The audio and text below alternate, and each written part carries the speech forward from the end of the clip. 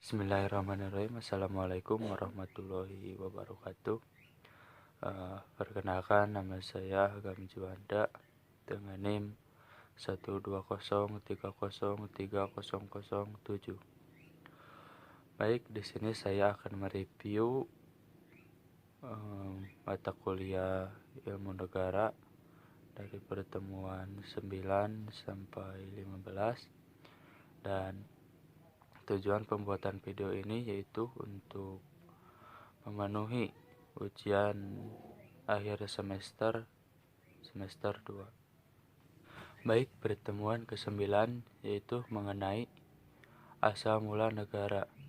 Asal mula negara terbagi menjadi 4 masa, yaitu diantaranya yang ke-1, masa teori kekuatan. Oppenheimer, seorang pemikir teori kekuatan, menurut pandangannya bahwa negara merupakan alat golongan yang kuat untuk menertibkan masyarakat. Yang kedua yaitu pendapat Otto van Gierke, Mazhab von Savigny, dia berpandangan pada hukum organik. Yang ketiga yaitu menurut Karl Marx, berpandangan atas dasar hukum ekonomi secara umum. Menurut Karl Marx, pada masa teori kekuatan ini hadir karena kepentingan yang dimiliki oleh kaum pemodal. Dan yang kedua yaitu masa positivisme. Ini berpandangan bahwa asal mula negara hadir karena keterdesakan sebuah masyarakat yang membutuhkan regulasi atau bingkai peraturan perundang-undangan, oleh karenanya membutuhkan suatu hukum atau konstitusi. Para pengembang masa positivisme ini adalah Saint-Simon, Auguste Comte, Rudolf von Schirach, Eugen Erich, dan Hans Kelsen. Yang ketiga yaitu masa teori modern. Kranenburg, organisasi kekuatan bangsa, dan Logeman, organisasi kekuatan bangsa, berpendapat bahwa negara merupakan organisasi kekuatan yang memiliki bangsa atau kumpulan masyarakat dalam suatu populasi negara, sehingga membutuhkan figur yang berfungsi sebagai pemimpin. Yang keempat yaitu abad pertengahan. Pada abad pertengahan ini, sebuah negara lahir karena terjadinya ketidakadilan dalam sebuah tatanan masyarakat. Pada saat itu, konsep atau dominasinya ada pada kekuasaan yang dikuasai oleh kaum gerejawan atau kaum agama. Kaum gerejawan pada masa pra-Renaissance yaitu Augustinus, Thomas Aquinas, Marsilius, Thomas M. Ores, dan pada masa pasca Renaissance yaitu Niccolò Machiavelli, Jean Bodin, Francisco Suarez, Hugo Gratius, Thomas Hobbes. Lenyapnya negara. Teori yang ke-1 yaitu teori organis. Pada teori ini berpandangan bahwa sebuah negara akan hancur karena dua hal, yaitu terjadinya perang dan terjadinya bencana. Yang kedua yaitu teori anarkis, berpandangan bahwa negara akan hancur karena dua hal, yaitu pemberontakan dan terorisme. Perbedaan pemberontakan dan terorisme ini bahwa pemberontakan satu gangguan yang berasal dari dalam, dan terorisme ini kebalikan dari pemberontakan. Yang ketiga yaitu teori Marxisme, berpandangan bahwa lenyapnya sebuah negara karena pemberontakan kaum proletar versus pemodal. Yang keempat yaitu teori mati tuanya negara. Pada teori ini berpandangan bahwa lenyapnya suatu negara adalah karena usia dan kehilangan unsur pembentuk. Baik, di sini saya akan menanggapi pada pertemuan 10 yaitu mengenai tujuan dan fungsi negara 1. Tujuan dan fungsi negara terdapat beberapa teori yang akan dibahas sebagai berikut. Yang ke satu yaitu teori Lorsang. Menurut sebuah teori yang lahir di negeri Cina, maka dinamakan A Classic of Chinese School of Law. Menurut teori ini, tujuan negara untuk mengekspos tentang keadidayaan sebuah negara. Menurut Lorsang, kebudayaan adalah merugikan bagi negara. Jika dalam suatu negara terdapat hal-hal yang seperti adat, musik, nyanyian, riwayat, kebaikan, dan lain-lain, maka takkan dapatlah lagi raja mengarahkan tenaga rakyat dan bencana pun tak dapat dihindarkan.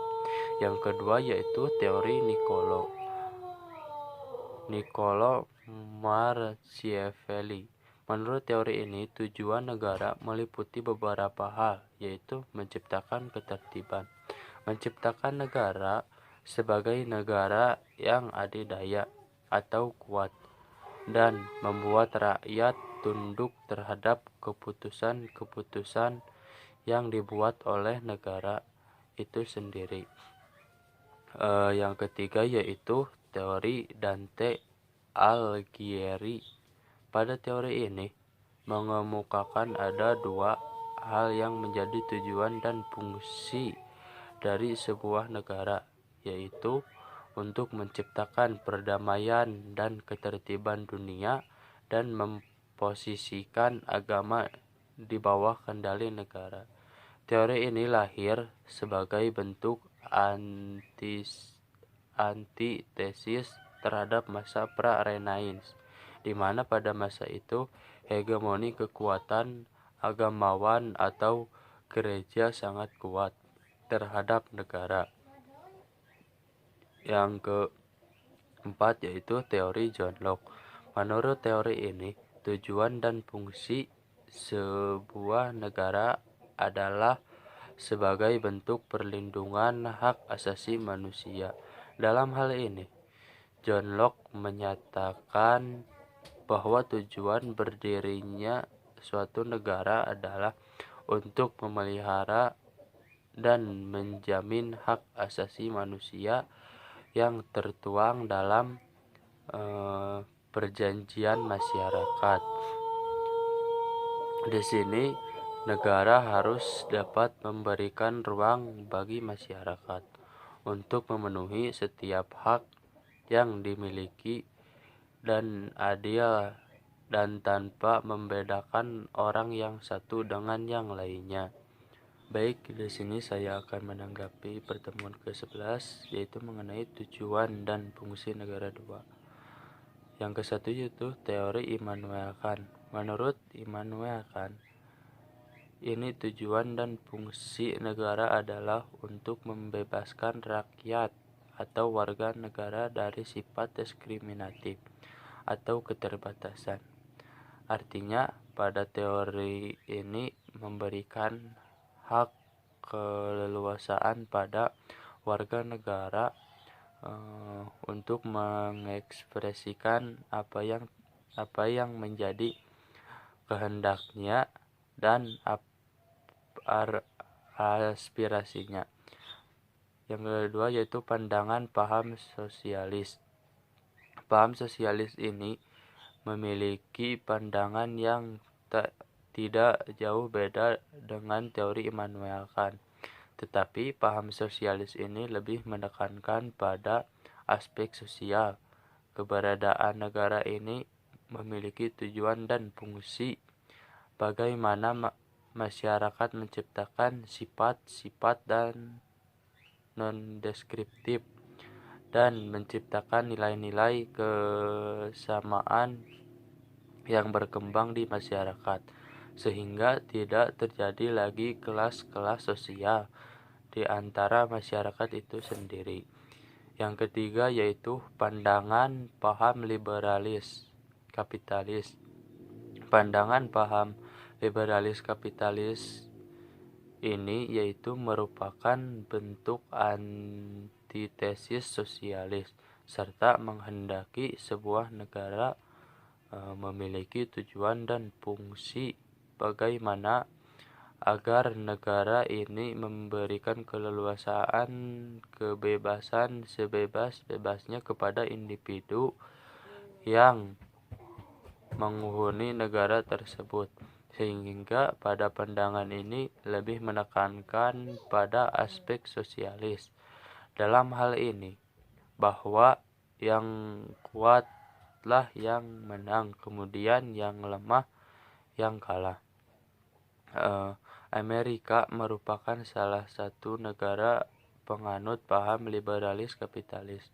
Maka di Amerika individualis ini sangat kuat. Dan yang keempat yaitu pandangan sosial demokrat. Yaitu pandangan sosial demokrat ini merupakan bentuk antitesis kapitalis dan ada jaminan kesejahteraan.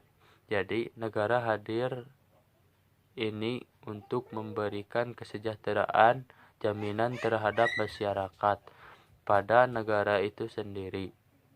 Bagaimana menciptakan kesejahteraan dan perdamaian? Baik, yang berikutnya yaitu materi pertemuan ke 12 yaitu tentang tipe dan bentuk susunan negara. Secara umum, bentuk negara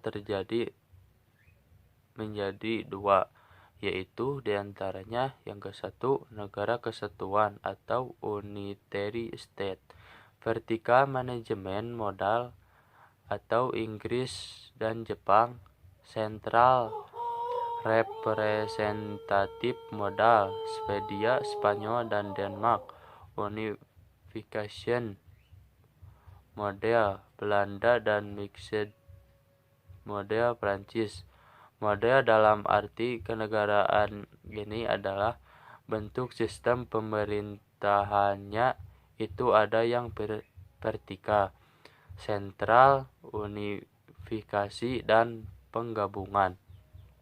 Yang terbagi yaitu karakter negara kesatuan yaitu hanya memiliki satu kontribusi yang diakui, tidak ada konstitusi lain.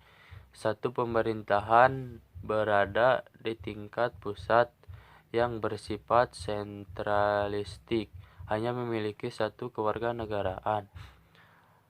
Satuan pemerintah lokal yang merupakan subdivisi pemerintah pusat, dan domain pusat atau dominasi pada pemerintahan pusat yang sangat kuat. Bentuk negara kesatuan yaitu negara yang sederhana tetapi dapat menghasilkan negara yang kuat karena hanya terdapat satu pemerintahan yang berdaulat ke dalam dan keluar. Yang kedua yaitu negara serikat. Kedaulatan di negara serikat atau federal berasal dari negara bagian di mana sebagian kedaulatan tersebut diserahkan kepada negara federal, sehingga pada hakikatnya kedaulatan berada pada negara bagian. Contohnya yaitu negara yang berbentuk serikat seperti Amerika Serikat, India, dan Jerman. karakternya yaitu karakter negara serikat. Yang ke-1 yaitu wilayah negara terdiri atas negara-negara bagian. Yang kedua yaitu kedaulatan ganda. Pada kedaulatan ini tidak berlaku sentralistik atau dominasi pusat yang besar ketimbang negara-negara bagian. Yang ketiga yaitu hubungan antara pemerintah federal dengan pemerintahan daerah bersifat koordinatif atau kooperatif.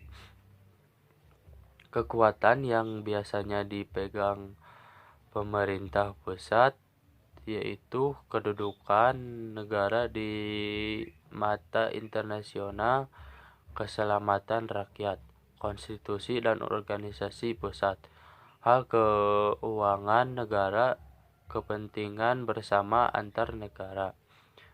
Persamaan antara negara serikat dan negara kesatuan yaitu bersistem desentralisasi, yaitu pemerintah pusat sebagai pemegang kedaulatan keluar memiliki otonomi sendiri, sedangkan perbedaannya adalah asal-muasal otonomi. Negara bagian memiliki otonomi asli, sedangkan negara kesatuan yaitu sistem desentralisasi adalah pemberian dari pemerintah pusat. Baik, di sini saya akan menanggapi pertemuan ke-13 tentang bentuk dan sistem pemerintahan. Bentuk pemerintahan terbagi menjadi 4 aspek, yaitu yang ke-1, autokrasi merupakan bentuk pemerintahan yang dikelola oleh satu atau sedikit orang, namun memiliki kendali yang sangat besar dalam pemerintahan tersebut.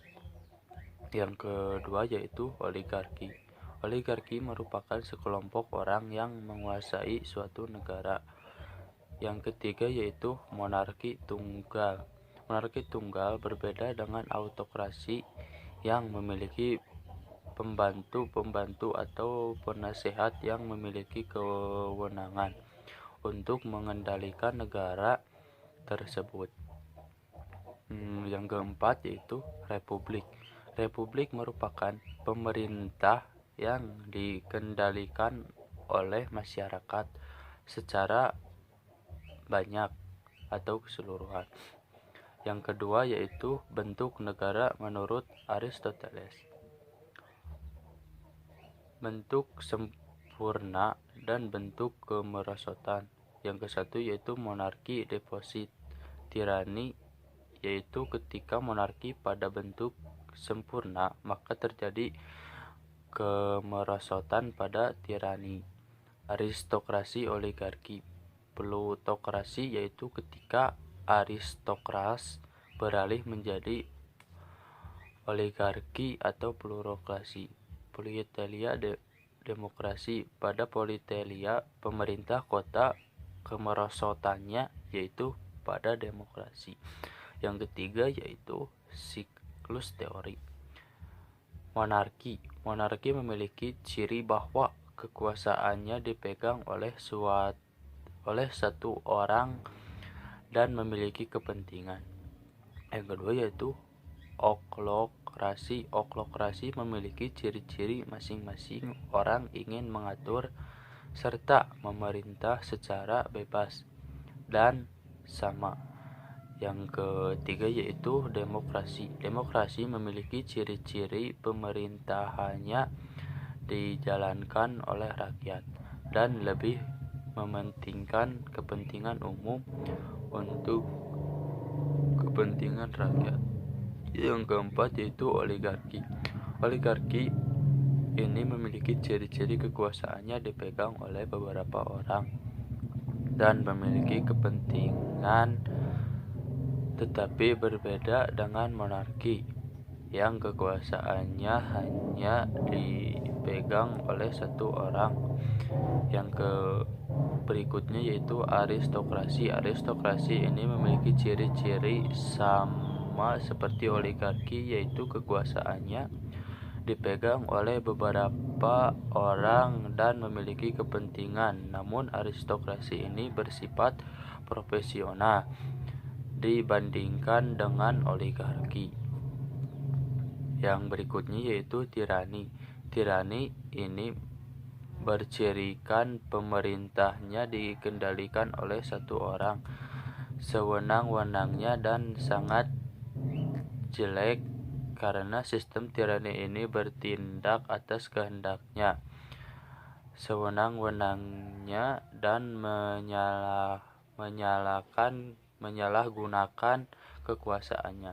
Yang berikutnya itu sistem pemerintahan menurut Muhammad Mahfud MD, sistem hubungan dan tata kerja antara lembaga-lembaga negara.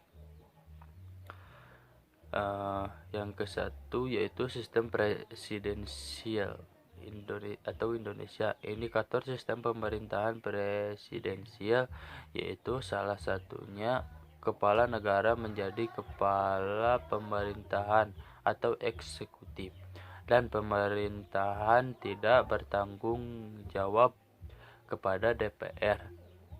Yang kedua yaitu sistem parlementer atau negara Amerika Serikat. Indikator sistem pemerintahan yaitu parlementer, salah satunya kepala negara tidak berkedudukan sebagai kepala pemerintahan karena ia lebih bersifat simbol nasional atau pemersatu bangsa, dan pemerintah dilakukan oleh sebuah kabinet yang dipimpin oleh sebuah perdana menteri. Baik, di sini saya akan menanggapi mengenai pertemuan ke-14 tentang negara autokrasi dan negara demokrasi. Yang ke-1 yaitu negara autokrasi. Negara autokrasi atau autokrasi merupakan suatu sistem pemerintahan di mana satu orang, yaitu seorang autokrat yang memegang semua kekuatan politik, ekonomi, sosial, dan militer. Peran autokrat ini tidak terbatas dan absolut, serta tidak tunduk pada batasan hukum atau legislatif. Autokrasi berasal dari dua kata bahasa Yunani kuno, yaitu autos yang berarti diri dan karatos yang berarti kekuatan.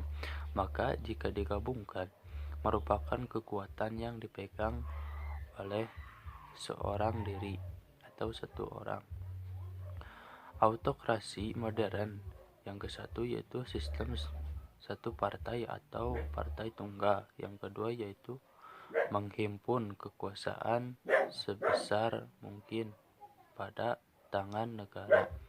Yang ketiga yaitu organisme yang dianggap sebagai sesuatu kesatuan yang mempunyai dasar-dasar hidup serta kehidupan, yang mempunyai kepentingan sendiri serta kepribadian sendiri. Yang keempat yaitu penentuan wakil rakyat, masih dominan penguasa. Yang kelima yaitu eksekutif dominan. Penganut sistem autokrasi modern ini yaitu fasisme Italia, nazisme Jerman, komunisme Uni Soviet. Yang kedua yaitu negara demokrasi. Negara demokrasi ini berbeda dengan negara autokrat yang merupakan kebalikan dari negara autokrasi juga. Jika autokrasi hanya satu orang atau tunggal yang memegang kekuasaan, maka demokrasi ini sebaliknya, yaitu semua orang punya hak untuk memegang kekuasaan dan mengendalikan kekuasaan, karena yang menjadi dasar pijakan demokrasi ini adalah kedaulatan rakyat. Maka kepentingan umum atau kepentingan masyarakat yang diutamakan. Yang berikutnya yaitu demokrasi modern. Sistem multipartai. Yang kedua yaitu penyelenggaraan kekuasaan rakyat.